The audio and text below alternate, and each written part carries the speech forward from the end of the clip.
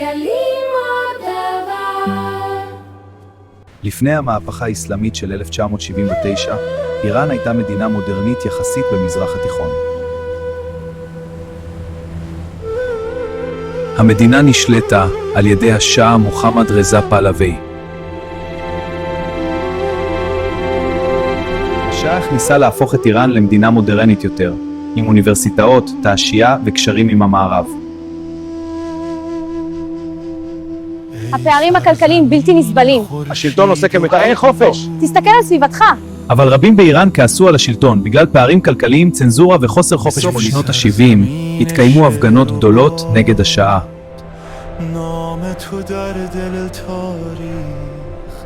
ב-1979 חזר לאיראן מנהיג דתי בשם האייתולה חומייני. השאה עזב את המדינה והשלטון השתנה.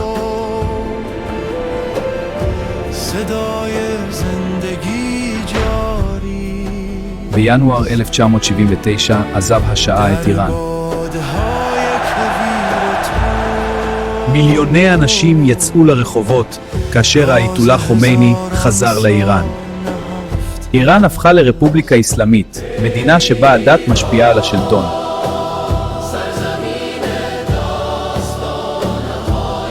המהפכה שינתה את החברה, את החוק ואת היחסים של איראן עם העולם. המהפכה האסלאמית של 1979 היא אחד האירועים החשובים בהיסטוריה של המזרח התיכון. ההפגנות גדלו, והמתח ברחובות טהרן הלך וגבר.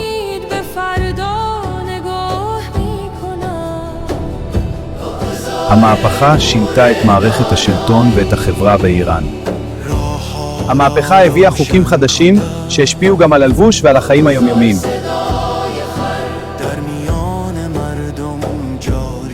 השלטון החדש שינה גם את המערכת הפוליטית ואת גבולות חופש הביטוי.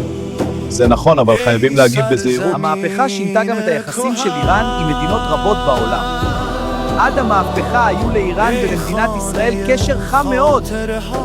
בואו נעשה סיור קצר באיראן.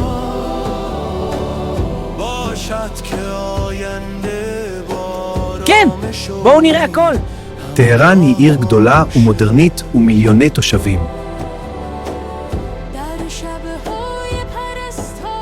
איראן מפורסמת גם בארכיטקטורה יפהפייה ובמסגדים מרהיבים.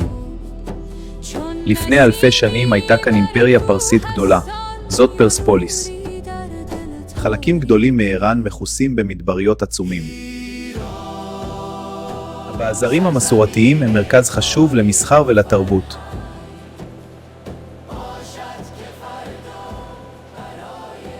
איראן היא גם ארץ של נופים עצומים ושני לילה מרהיבים.